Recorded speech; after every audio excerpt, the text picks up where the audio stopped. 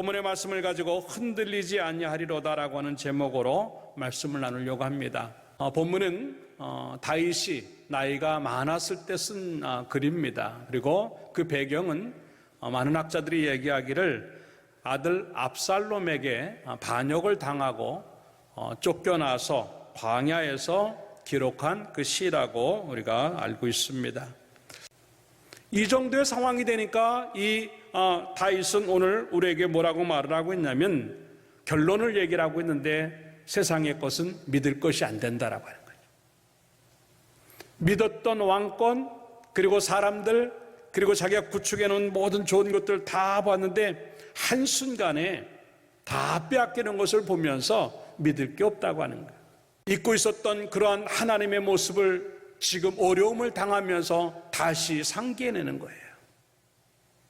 그래도 내가 하나님과 함께 있었을 때는 괜찮았는데, 그래 나에게는 그 하나님이 계시지. 그래 내가 왕 노릇하느라고 하나님 잊어버리지 않았는가? 내가 통치한다고 하나님 잃어버리지 않았는가?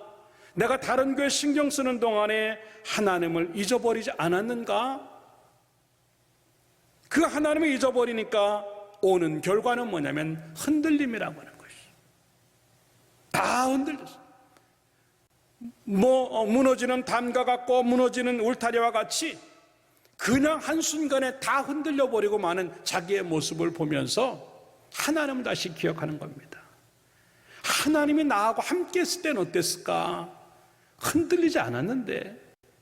그러면서 그 하나님을 그 어려운 광야에서 이 도망자의 신세 속에서 생각을 하면서 또다시 이렇게 고백을 하는데 흔들리지 아니하겠다고 고백을 하면서 그래 내가 잠깐 압살롬에 의해서 흔들렸고 다 빼앗긴 것처럼 느꼈지만 하나님 앞에 가니까 나는 흔들릴 수가 없는 거고 빼앗긴 게 아무것도 없다고 느끼면서 휘청거리는 이런 상황 속에서 다시 한번 힘을 얻고 하나님께로 돌아가는 다윗의 모습을 우리에게 좀 보고 있다고 하는 것이죠.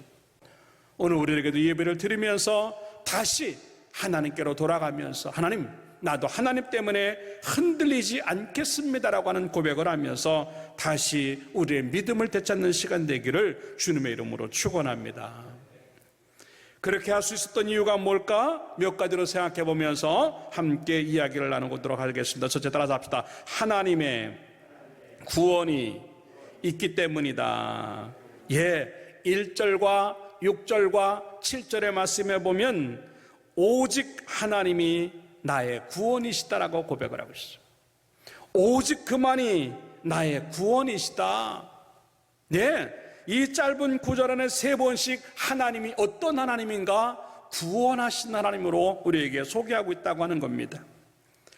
이 말은 다시 말해서 결국 이 어려움은 하나님이 해결하셔야만 된다고 하는 고백이에요. 이렇게 힘든 시간은 하나님 외에는 아무도 해결할 자가 없다고 하는 거죠. 그게 곧 자기 자신의 한계를 느끼면서 내뱉는 외침이에요. 하나님, 내 힘으로는 안 됩니다. 내 왕권으로도 안 되고 내 지혜로도 안 됩니다. 내 용맹으로도 안 되고 어떤 것도 안 됩니다라고 하는 것을 지금 얘기하고 있는 거예요.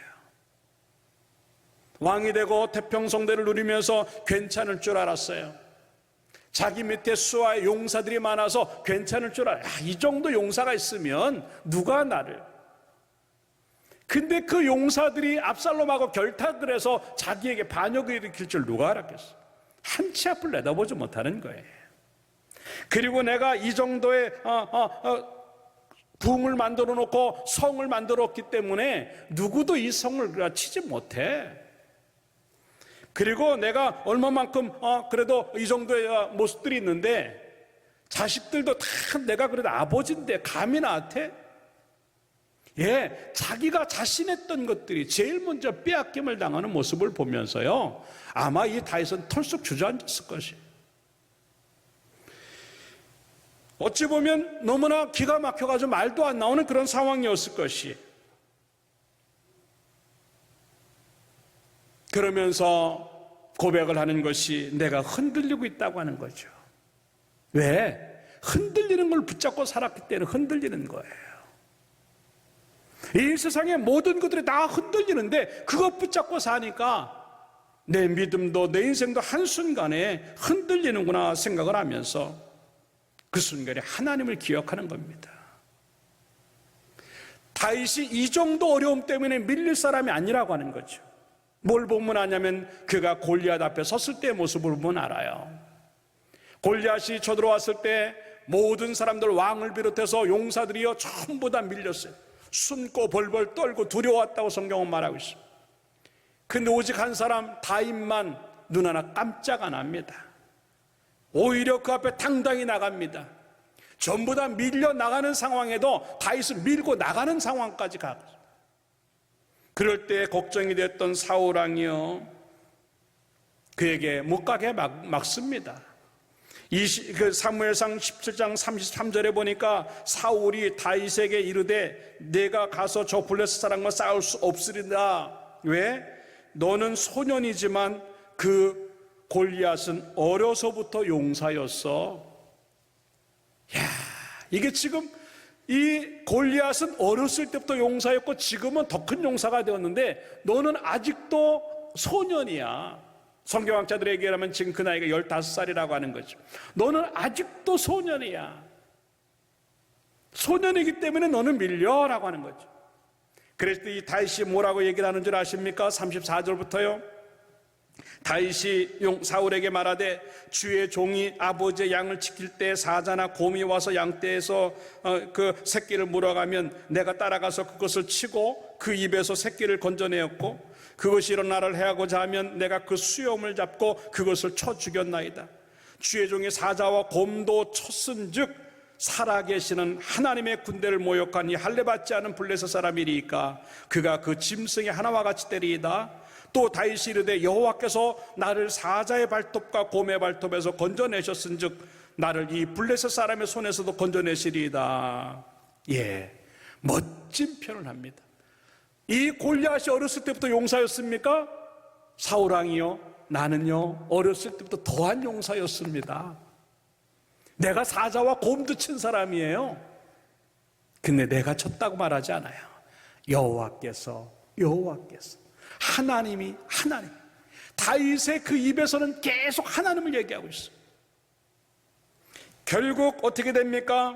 45절에부터 보니까 45절에 이런 말을 합니다. 다윗이 블레셋 사람에게 이르되 너는 칼과 창과 단창으로 내게 오거니와 나는 만군의 여호와의 이름 곧 내가 모욕하는 이스라엘 군대의 하나님의 이름으로 또 46절에 오늘 여호와께서 너를 내 손에 넘기시리니 47절에 여호와의 구원하심이 칼과 창에 있지 아니함을 이 무리에게 알게 하리라. 전쟁은 여호와께 속한 것인즉. 예? 계속 하나님의 이름을 앞세우고 하나님 하면서 골리앗에게 나갑니다. 여러분이 알다시피 결국 이 다윗은 골리앗을 죽입니다. 무기가 좋아서 싸움을 잘해서 물맷돌을 기가 막히게 던지기 때문에 용기가 대단하기 때문에 아닙니다. 다윗의 이김은 오직 하나님의 이름 때문이었다고 하는 거예요. 이렇게 어렸을 때부터 하나님을 경험해서 어떠한 어려움에도 밀려나지 않았던 다윗인데 지금 그것보다 훨씬 쉬운 상대를 만나고 훨씬 쉬운 상황인데도 불구하고 자기가 밀려서 광야까지 갔다? 정말 답답한 노릇이지요. 정말 답답한 노릇이죠.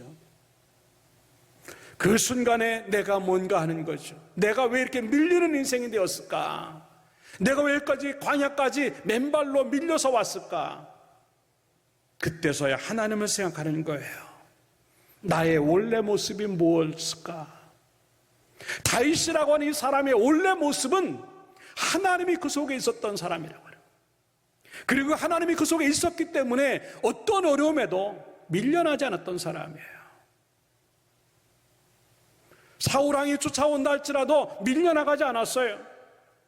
지혜롭게 움직이긴 했어도 자기 자신을 잃어버리지 않았어요. 근데 지금은요, 자기 스스로가 흔들렸다고 말할 정도로 모든 것들을 다 무너뜨리게 만드는 상황이 좀 놓여 있는 거예요.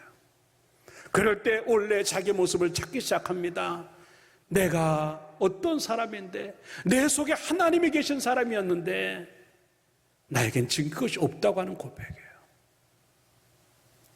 왕궁 생활에 너무 익숙해지다 보니까 성전 생활이 무뎌지는 거예요.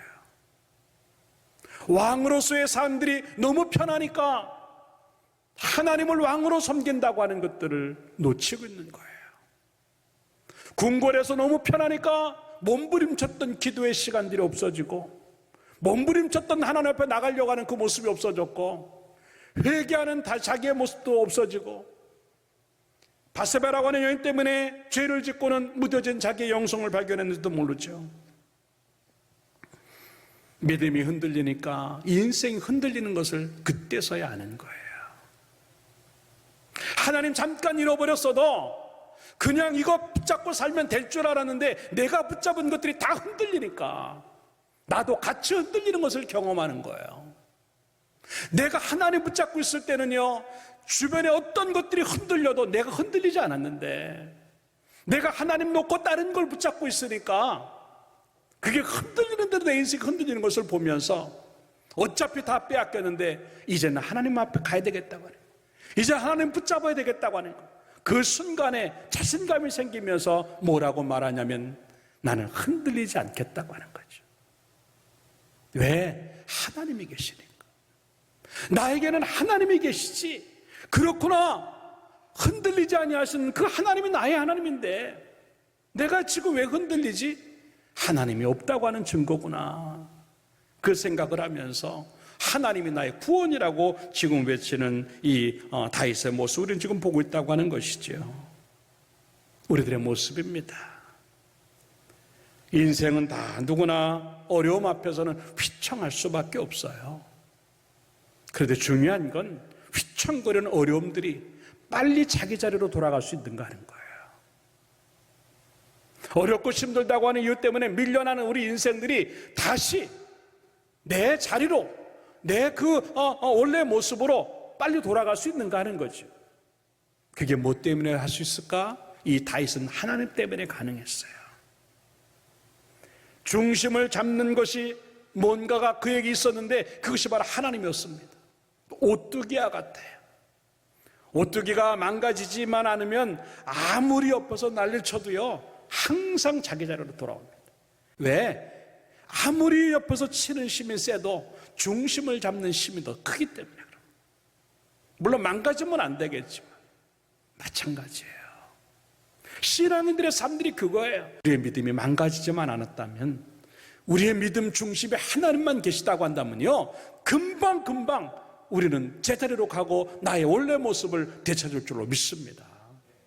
그게 진정한 믿음이에요. 내 중심 잡는 것들이 지금 없어졌기 때문에 흔들리는 대로, 처되는 대로 쓰러져서 못 일어나는 나의 모습은 아닌가 하는 것이지요. 기억하십시오. 우리의 문제를 해결하신 일은 오직 하나님밖에 없습니다. 그렇기 때문에 우리들은 이 어려운 상황 속에서 무슨 생각을 해야 되냐면, 나에게는 하나님이 계신다. 우리 가정에 하나님이 계셔. 그 아이에게 하나님이 계셔. 그 질병 안에 하나님이 계셔. 그 문제 안에 하나님이 계셔. 그렇기 때문에 그 하나님은 해결하실 것이야. 그게 구원의 하나님을 외치는 다윗의 외침이에요. 그 다윗의 하나님이 곧 나의 하나님이요 우리의 하나님인 줄로 믿고, 우리들에게도 구원의 하나님이 나를 해결해 주실 거라고 이제 선포하는 우리의 모습 되기를 주님의 이름으로 축원합니다. 그러면서 11절에 아주 기가 막힌 말씀으로 마무리하고 있어요. 하나님이 한두 번 하신 말씀을 내가 들어요. 여기서 한두 번이라고 하는 표현이지만도 계속 말씀하셨다고 하는 뜻이에요. 내가 들었나니 따라합시다. 권능은 하나님께 속하였다. 할렐루야. 예? 이 일을 누가 해결하는가 하는 거죠. 그것은 하나님께 속한 거라고 하는 겁니다. 이게 하나님의 속성이에요. 전능하시다고 하는 겁니다. 내가 못하는 것뿐이고, 내가 이제 이루지 못하는 것이고, 내가 해결하지 못하는 것뿐이지, 하나님은 모든 것들을 해결하신 하나님이라고 하는 것이죠. 그때서야 느끼는 거, 아차, 나에겐 하나님이 계신데 내가 왜 이렇게 흔들려야 되는가? 아차, 내가 이러면 안 되는데. 여러분 다시 한번 오늘 예배를 드리면서 그렇구나. 아차, 내가 하나님이 계신데, 우리 가정에 하나님이 계신데 왜 이렇게 쩔쩔매는가? 다시 한번 우리 모습들을 보면서 하나님이 계신 여러분의 인생들, 하나님이 계신 여러분의 믿음들이 되어서 그 하나님이 여러분의 문제를 해결하시는 구원의 역사가 주어지고 해결의 역사가 주어지기를 주님의 이름으로 축원합니다. 두 번째 따라서 합시다. 하나님의 피난처가 있기 때문이다. 예, 흔들리지 않을 수 있는 이유가 하나님이 자기의 피난처가 되시기 때문이라고 하는 겁니다. 6절의 말씀에 보니까 내가 흔들리지 아니하겠다고 고백을 하면서 7절에 그 이유를 말합니다. 피난처도 하나님께 있도다. 8절에도 뭐라고 말을 하고 있냐면 백성들아 시시로 그를 의지하 계속 어려운 때나 좋은 때나 내 마음대로 될 때나 그렇지 않을 때나 상관하지 아니하고 시시로 그를 의지하고 그의 앞에 마음을 토하라. 따라잡다. 하나님은 우리의 피난처시로다. 할렐루야. 다윗은 지금 그걸 보는 겁니다. 자기가 지금 도망을 가가지고 광야에서 지금 놓여져 있는 거예요. 아까도 얘기했지만 사무엘하 15장 30절의 말씀에 보니까 다윗이 감난산 길로 올라갈 때 그의 머리를 그가 가리고 맨발로 울며 가고, 머리를 가렸다고 하는 건요 수치스럽다라고 하는 거예요. 세상의 천하의 다윗이 골리앗 앞에서도 사울왕 앞에서도 끔찍 안 했던 다윗이 아들에게 반역을 당해서 도망을 가고 있다? 정말 창피한 일이에요. 자존심 상하는 일이었어요. 거기다가 이제 얼마나 급했는지 맨발로 가고 있다고 성경지기로. 정말 자존심 상하는 일이고 살고 싶지 않았을 거예요. 평범한 사람이 아니잖아요. 천하의 다윗인데 정말 이건 어떻게 표현이 안 되는 그런 상황이었어요. 그럼에도 불구하고 지금 자기는 광야로 도망을 가고 있지만 도망가서 생각해 보니까 거기는 도망자의 장소가 아니었고 광야가 아니었고 정말 이곳은 하나님이 계신 곳, 그렇기 때문에 가장 안전한 곳이요 내가 피난 가 있어도 될 만한 그러한 곳이라고 하는 것을 지금 다윗은 우리에게 소개하고 있다고 하는 것이지요. 여러분들, 이 다윗은요 사울왕에게 쫓기면서 10년 이상의 세월 동안요 광야에 아주 인이 배인 사람이에요. 도망 다니는 데는 아주 선수였고 전문가였어요. 피난 다니는 데는요 전문가였어요. 그런데 이 아들에게 피난을 간다? 일도 아니었을 거예요. 근데 지금 왜 이렇게 시강하게 느끼는가 하는 거죠. 어쩌면 아까도 얘기했지만 이 다윗에게는요 하나님을 그동안 많이 잊어버리고 산 거예요. 믿음을 많이 무디게 해놓고 산 거예요. 그러니까 이러한 상황에서 이 감난산에 가면서 울면서 맨발로 도망을 가는데 자기 신세가 처량한 거죠. 이게 뭐냐. 그런데 그 순간에 이 광야에서 다시 한번 자기 자신을 돌아보니까 하나님 계신데, 그러면 그 하나님 계신 곳은 가장 안전한 곳인데, 왜? 자기의 피난의 경험을 통해서 알거든요.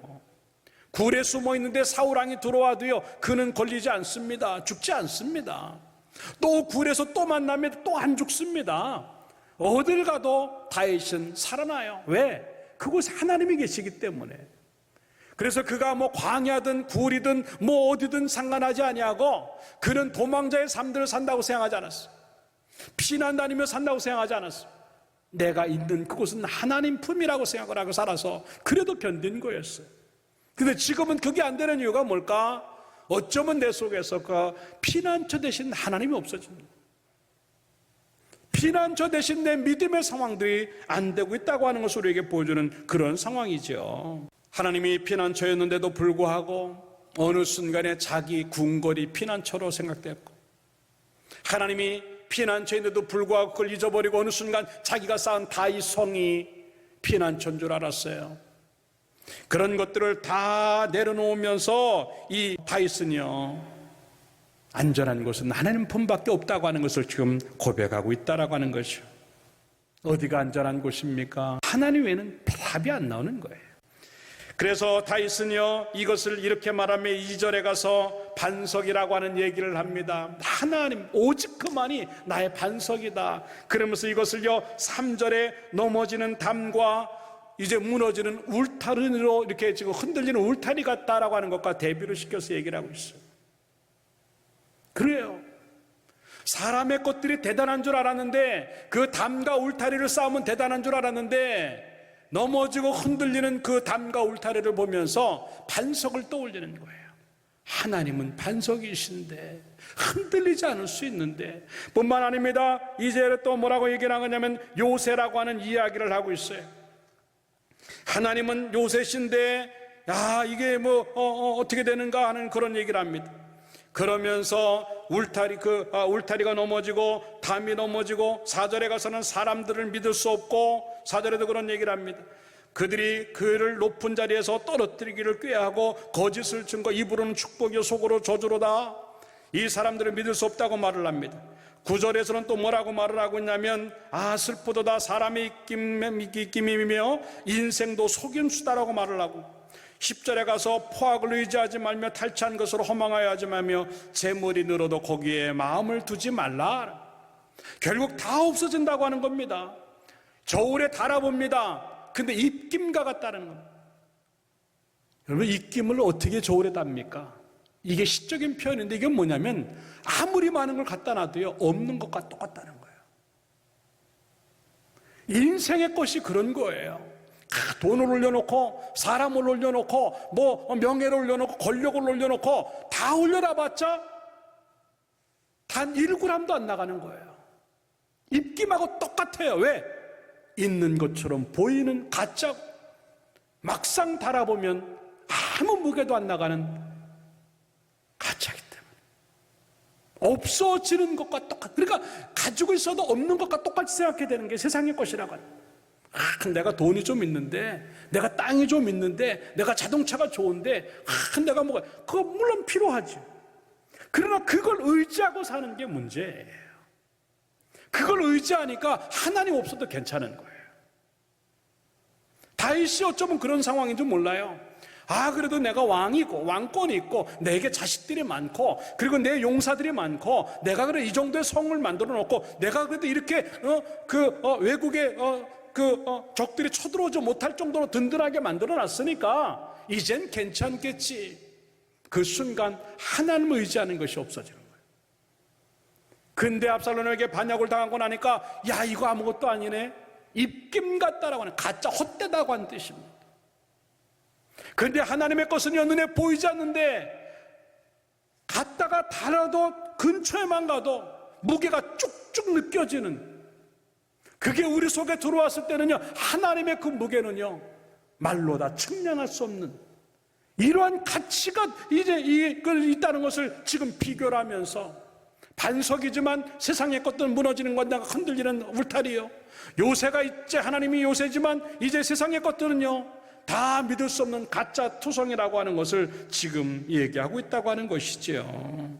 너무나 많이 이르는 반석 되신 그리스도, 하나님의 요새 되심을 잊어버리고 내 것만 붙잡고 살아온 나의 모습, 그러니까 흔들릴 때 같이 흔들리는 거예요. 때문에 다시 반석의 요새인 하나님께로 돌아가야만 한다고 하는 것을 지금 이야기해요. 그것은 가장 안전한 것이고 그것은 피난처가 된다고 하는 것을 우리에게 지금 얘기하고 있다고 하는 것입니다. 다윗은 알거든요. 여기저기 피난살이 해봤고 또 더 이상 안 되기 때문에 블레셋이라고 하는 곳까지 망명 생활까지 해봤지만 거기서도 죽을 뻔하고 다시 또 돌아오는 그런 모습을 볼 때 안전한 곳이 없다고 하는 걸 알거든요. 근데 그걸 놓치고 살았어요. 그러나 이제 다시 한번 다윗은 정신 부쩍 차리는 겁니다. 하나님만이 가장 안전한 곳이지. 그래, 피난처는 하나님밖에 없어. 그래, 내가 지금 광야에서 지금 놓여있지만도, 도망자의 신세로 지금 여기까지 왔지만도 나는 하나님 안에 있는 것이야 라고 하면서 안심하면서 자신감을 가지면서 고백하는 그 내용이 오늘 본문의 모습이에요. 그러면서 뭐라고 말을 하고 있냐면, 하나님께로 갈 때 얼마나 큰 은혜가 주어지는가 하는 것들을 8절에 얘기를 하고 있어요. 백성들아 시시로 그를 의지하고 그의 앞에 마음을 토하라. 하나님은 우리의 피난처라. 마음을 토하라. 자기 마음을 지금 얘기하는 거예요. 속상하고 억울하고 자존심 상하고 밤잠이 안 오고 먹을 수 없고, 그럴 때 자기 마음을 하나님, 나 지금 억울해요. 세상에 아들에게 반역을 당해요. 하나님, 나 지금 속상해요. 하나님, 나 지금 죽을 것 같아요. 못 견디겠어요. 그 마음을 토해놨을 때 이 불안한 마음들이 다 사라지고 속상한 마음들이 사라지는 것을 경험하면서 자기 마음을 토해낼 수 있을 정도로 안전한 하나님의 품이야말로 진정한 피난처가 된다고 하는 것을 우리에게 지금 이야기하고 있는 것이지요. 사랑하는 여러분들, 좀 어려워서 어디도 가지 못하고 쩔쩔매고 어디 가야 안전할까 걱정스럽다 할지라도 걱정하지 마십시오.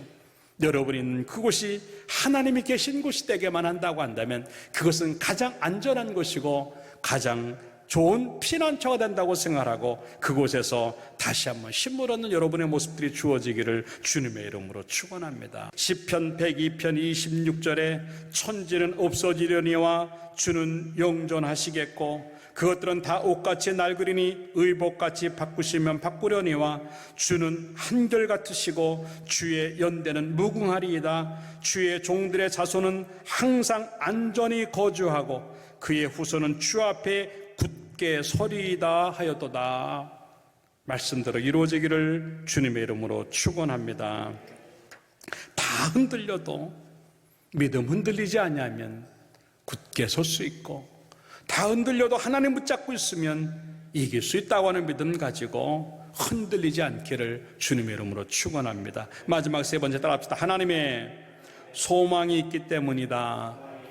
오늘 본문의 5절에는요 이제 이렇게 말합니다. 흔들리지 않겠다고 고백을 하면서 나의 영혼아 잠잠히 하나님만 바라라. 무릇 나의 소망이 그로부터 나오는도다. 그렇게 고백을 하고 있어요. 다 끝난 줄 알았는데 이제는 왕권이고 뭐고 가정도 파탄났다고 생각하고 이제는 자기 인생이 끝났다고 생각하는데 정신 번쩍 차리고 하나님 바라보니까 살 것 같아요. 그래서 소망이라는 게 뭐냐면 여기서 끝이 아니라고 믿는 거예요. 절망이라고 하는 게 뭐냐? 이제 끝이구나라고 하는 겁니다. 근데 소망은 뭐냐면 그러한 절망 속에서도 살 수 있겠구나라고 고백하는 것이 진정한 의미의 소망이라고 하는 것입니다. 현실을 보니까 끝난 것 같은데 하나님 보니까 아직 끝이 아니거든요. 상황을 보면 끝날 것 같은데 하나님 보니까 살 수 있을 것 같고 이길 수 있을 것 같거든요. 이게 소망이에요. 여러분, 소망을 우리가 잘못 생각하면요 시간을 소망할 때가 있어요. 언젠간 되겠지. 상황을 소망할 때가 있어요. 언젠가 상황이 좋아지겠지. 아니면 또 미래를 소망해요. 그때 가면 잘 될 것이야. 아니면 또다시 우리가 어떤 또 기대감을 소망합니다. 그래, 내가 꿈을 잃어버리지 않으면 되겠지. 시간을 소망한다고, 꿈을 소망한다고, 상황을 소망한다고, 다음을 소망한다고 이루어지는 게 아니에요. 하나님을 소망할 때 진정한 소망이 되고, 하나님을 소망할 때 그 미래도 오고, 하나님을 소망할 때 그 꿈도 이루어지는 줄로 믿습니다. 근데 우리들은 너무나 많이 하나님 안에서의 소망이 없고 아직도 세상 안에서의 소망을 보는 거예요. 우리 자식들이 언젠간 잘 되겠지. 내 사업이 언젠간 잘 되겠지. 내 건강이 언젠간 좋아지겠지. 언젠가가 우리의 소망이 되는 게 아니고 하나님이 하시면이라고 하는 것이 소망이 되기를 주님의 이름으로 축원합니다. 언젠가가 오늘도 될 수 있고요, 이번 주가 될 수도 있고 이번 달에도 될 수 있고 이 올해도 될 수 있는 이유가 뭔지 아세요? 시간을 소망하는 게 아니고 하나님을 소망하니까 된다라고 하는 거죠. 다윗은요 어느 정도 자기의 소망을 이루었고 어느 정도 자기의 꿈을 이루었다고 생각하는 순간 하나님을 소망하는 것을 잃어버렸어요. 이제는 어느 정도 됐고 이렇게 여생 마치면 여한이 없겠다, 왕도 됐겠다, 자식들도 많겠다, 이 정도 또 성공하고 나라도 부강하게 만들었겠다, 뭘 걱정을 해, 이제 됐어. 그 순간 안 됐어요. 마지막 순간까지, 죽는 그 순간까지도 그의 눈은 하나님을 떨어뜨리면 안 되는 거예요. 마지막 그 순간까지도 하나님 때문에 내 인생이 마무리되어진다고 하는 것, 그 소망 붙잡고 살았어야 될 다윗인데 어느 순간에 그걸 놓치니까 그냥 다 소망이 절망으로 바뀌고 말더라고 하는 것이지요. 사랑하는 여러분, 다시 한번 상황이나 미래나 내 꿈을 보지 말고 또 현실을 보지 말고 하나님을 보는 눈이 생기기를 주님의 이름으로 축원합니다. 그 하나님을 보고 산다고 하는 게 뭐냐면 일상의 삶들을 보면 아는 거예요. 어떤 상황이 와도 내가 하던 그대로 하는 거예요. 이게 신앙도의 모습도 마찬가지예요. 좋을 때도 같은 예배, 같은 기도, 같은 말씀, 힘들어도 같은 예배, 같은 기도, 같은 말씀이 주어지면요 문제 없어요. 항상 하던 거 하면 되니까 항상 하던 기도하고 항상 하던 예배 드리고 항상 부르던 찬송 부르고 항상 하던 말씀 따라가고, 그런데 어려움이 오니까 다 멈춰요. 예배도 멈추고 기도도 멈추고 쫙쫙쫙 매는 자기 모습만 남는 거예요. 어떡하지? 불안한 자기의 모습만 남는 거예요. 왜 일상의 것들을 놓치는가 하는 거죠. 흔들렸다는 증거예요. 여러분, 다시 한번 일상의 것들을 놓치지 않기를 주님의 이름으로 축원합니다. 어려워도 하던 대로 기도하면 돼요. 어려워도 하던 대로 예배 드리면 되고요. 어려워도 하던 대로 찬송 부르고 어려워도 하던 대로 말씀 붙잡고 가면요 이 환경이 나를 뛰어넘도록 만들어낼 줄로 믿습니다. 왜? 보이지 않는 하나님의 손길이 그걸 만들어내시니까. 이게 하나님 안에서 보는 소망이에요. 다니엘 6장 10절의 말씀해 보니까 다니엘의 모습이 그래요. 너 기도하면 죽는다랑 기도 금지령을 받아. 그런데 10절에 가서 뭐라고 말해? 자기가 이 조서에 왕의 도장이 찍혔다, 기도하면 죽는다고 하는 도장이에요. 그런데도 그걸 알고도 자기 집에 들어가서 윗방에 올라가 어떻게 합니까? 전에 하던 대로 하루 3번씩 무릎을 꿇고 기도하며 그의 하나님께 감사했더라. 그냥 하던 대로 하면 돼요. 자기가 위기에 처했으나 이제 평안한 가운데나 상관하지 않냐고 하던 대로 하니까 하나님이 사자의 입을 막으시고 다니엘을 죽이려고 했던 그 사람들 죽이신 줄로 믿습니다. 이게 하던 대로의 신앙이에요. 어려움이 왔어도요 그냥 하던 대로 하면요 그게 살아나는 길인데, 그 하던 대로 하는 것을 뭐로 할 수 있냐면 내 속에 소망이 있는 사람만 가능한 거예요. 하나님을 보는 사람만 그게 가능한 거예요. 그게 광야 이야기예요. 하나님을 보는 사람은 계속 광야로 가고 있어요. 그런데 하나님을 보지 않는 사람은, 현실만 보는 사람은요 계속 애굽으로 가고 있어요. 물론 똑같이 어려워요. 근데 놀라운 건 뭐냐면 그 길이 어렵고 막히는 것처럼 보여도 가나안은 간다라고 하는 거죠. 지금 이 상황도 마찬가지예요. 어렵고 힘들기 때문에 모든 게 멈춰있는 것처럼 느꼈어도요 믿음만 멈춰있지 아니하면, 예배와 기도와 찬양과 말씀이 멈춰있지만 않으면요 우리는 계속 하나님이 원하시는 그곳으로 갈 줄로 믿습니다. 내가 원하는 그곳에 가 있을 줄로 믿습니다. 내가 가는 게 아니고 하나님이 가게 하시기 때문에 그래요. 이게 진정한 의미의 소망인 줄로 믿고요, 눈에 안 보여도 그냥 하나님만 보면 갈 수 있다라고 하는 생각을 하고 일상의 그 일에 우리가 더 열심으로, 이럴 때일수록 더 기도 많이 하고, 이럴 때일수록 예배를 더 사모하고, 이럴 때일수록 말씀 붙잡고 살고, 찬양이 입에서 끊어지지 않는다고 한다면 반드시 되는 줄로 믿고 그 은혜가 경험되어지기를 주님의 이름으로 축원합니다. 결국 다윗은 그 일로 인해서 금세 회복되어지고 다시 왕자리로 돌아가는 그 모습을 봅니다. 결론적으로 말씀을 드립니다. 고린도전서 15장 58절에는 이렇게 말합니다. 그러므로 내 사랑하는 형제들아, 견실하며 흔들리지 말고, 따라합니다. 흔들리지 말고, 항상 주의 일에 더욱 힘쓰는 자들이 되라. 이는 너희 수고가 주 안에서 헛되지 않는 줄 알미니라.